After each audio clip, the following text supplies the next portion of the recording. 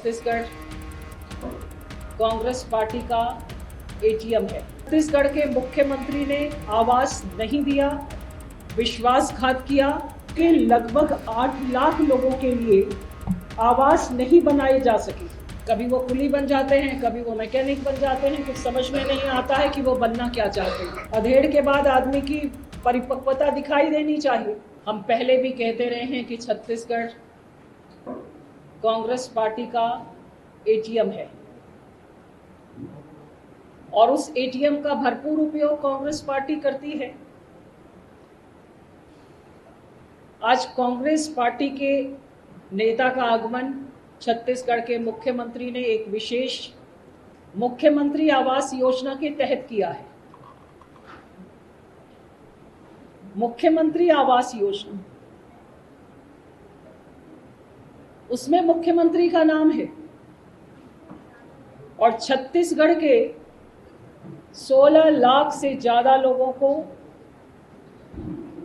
छत्तीसगढ़ के मुख्यमंत्री ने आवास नहीं दिया, विश्वासघात किया।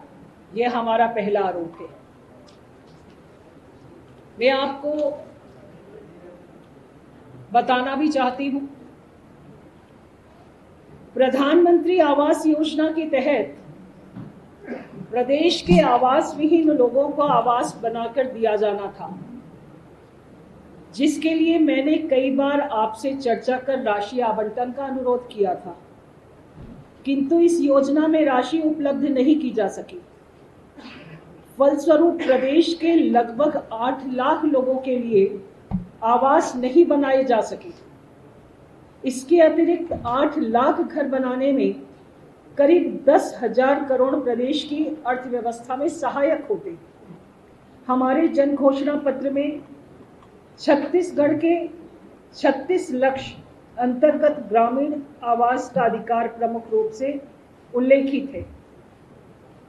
विचारणीय है कि प्रदेश में वर्तमान सरकार के कार्यकाल में बेघर लोगों के लिए एक भी आवास नहीं बनाया जा सका और योजना की प्रगति निरंक रही। मुझे दुख है कि इस योजना का लाभ प्रदेश के आवास विहीन लोगों को नहीं मिल सका। ये मैंने नहीं कहा,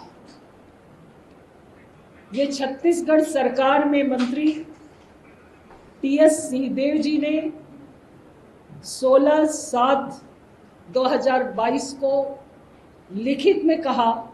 ये आरोप हमारा नहीं है, ये कांग्रेस पार्टी के ही मुख्यमंत्री के साथ में काम करने वाले और वर्तमान में इस पत्र के लिखने के बाद उनकी पदोन्नति हो गई क्योंकि उन्होंने इसमें इस्तीफा दिया।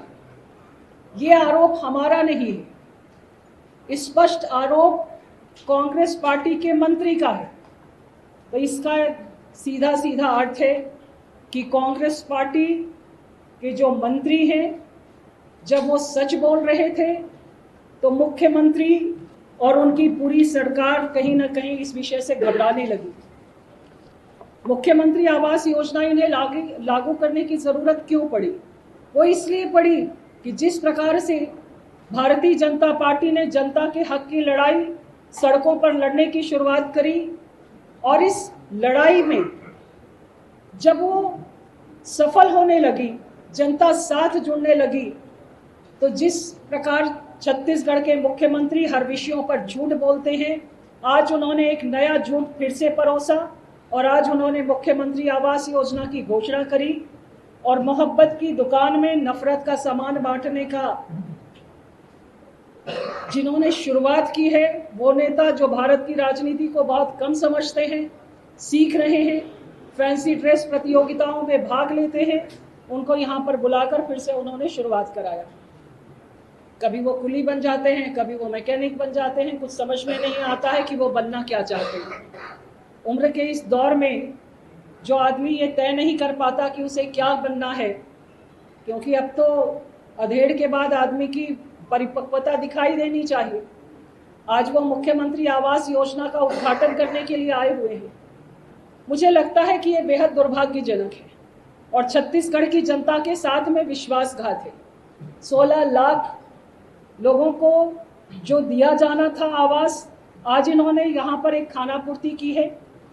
छत्तीसगढ़ के मुख्यमंत्री ने कहा कि प्रधानमंत्री आवास योजना में प्रधानमंत्री शब्द जुड़ा हुआ है, इसलिए पूरा पैसा केंद्र सरकार को दिया जाना चाहिए। ये कैसी राजनीति करते हैं छत्तीसगढ़ के मुख्यमंत्री? मैं उनसे पूछना चाहती हूं कि उन्होंने और भारत देश में कभी इसके पहले तक राजीव गांधी और इंदिरा गांधी के सिवाय किसी का नाम नहीं जुड़ा होता था। छत्तीसगढ़ में भी इन्होंने बहुत सारी योजनाओं को जोड़ा है और जिन योजनाओं में सब में ये केवल और केवल एक परिवार का नाम जोड़ते हैं विशेष तौर पर।